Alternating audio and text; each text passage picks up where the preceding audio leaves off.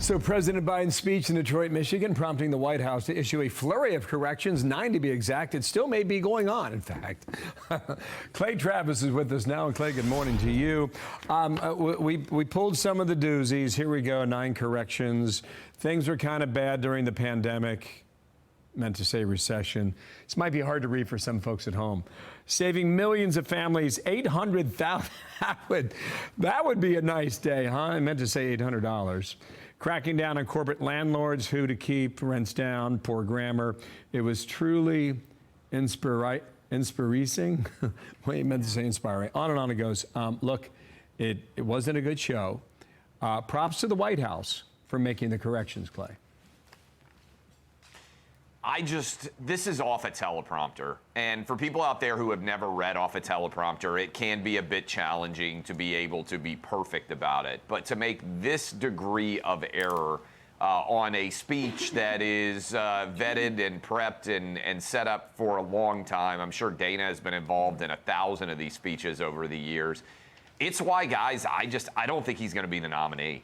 And I've been saying it for months, and I understand the island of people who are still saying it is getting smaller.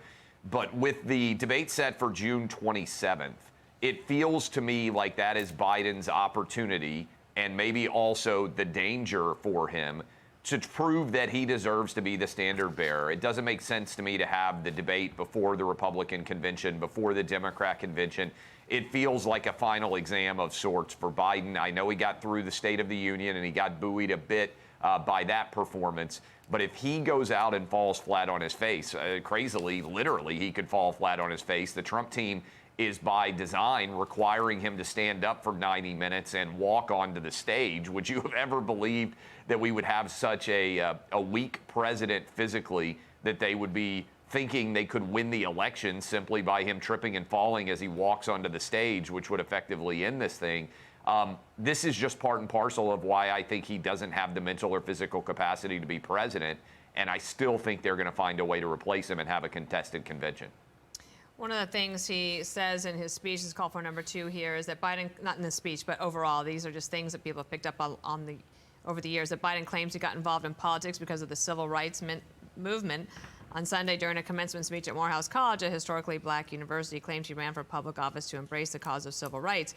But if you flash back to that, he actually had said it was because of the Vietnam War. Maybe he just thinks of those two things as the same thing. So I'm just wondering, when President Trump is on stage with him at the debate, I don't know if President Trump can rely on moderators to fact check this kind of thing. Like, the prep that goes into these types of debates is huge. Like, think about all, like, you have to know a lot about everything.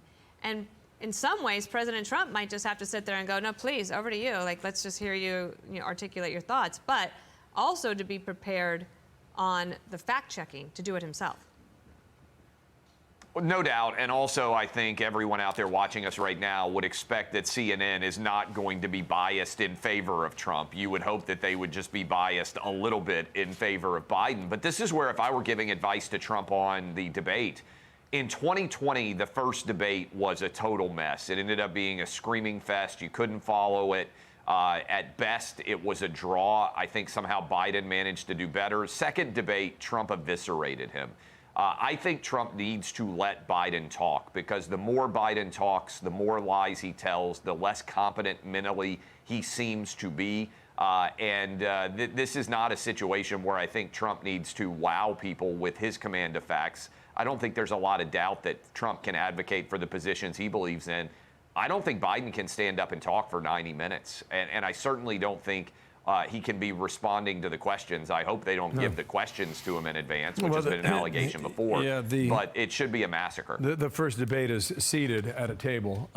You mentioned it, most of it's off the prompter. Oh, my bad. I thought they were walking in. The first one, sit down. And I think the camera comes up. They're already at their chairs. That was like the stipulation. Just one thing. You're right That's a whiff, by the way. Don't you guys agree with me that he should have to walk onto the stage and have to stand up for the whole 90 minutes? I thought that was the situation. Yeah, I just want to say one thing, is that a lot of the stuff is off off prompter, you're right, but he ad-libbed this thing about saying he was vice president during the pandemic. I am certain that was not in the teleprompter. Clay, thank you. It's great to have you back with us today. Thank you. Thank you. Clay Travis, thanks. Appreciate y'all. You got it. I'm Steve Doocy. I'm Brian Kilmeade. And I'm Ainsley Earhart. And click here to subscribe to the Fox News YouTube page to catch our hottest interviews and most compelling analysis.